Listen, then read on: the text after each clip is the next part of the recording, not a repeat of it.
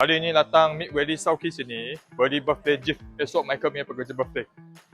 Dia pernah cakap dia suka PS5. So hari ni saya datang sini, beri satu PS5 bagi dia.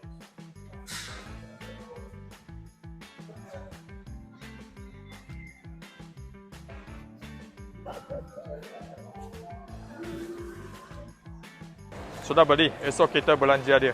Okay, sudah sampai kedai saya, Kempas. Sekarang saya pergi panggil pekerja saya dulu. Tosti, saya pakai mic.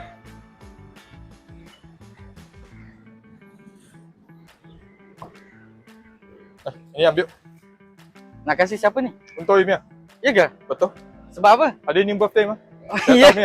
Betul untuk you punya. Thank you Abah. Saya Saya semalam sudah beli lama ni. minat ini. Saya pun tahu punya. Thank you Okay, Abah. kerja bye-bye ya. Thank you. Okay. Alhamdulillah, rupanya bos ingat saya punya birthday. Okey, mana yang nak jual duit lama boleh datang dekat kita punya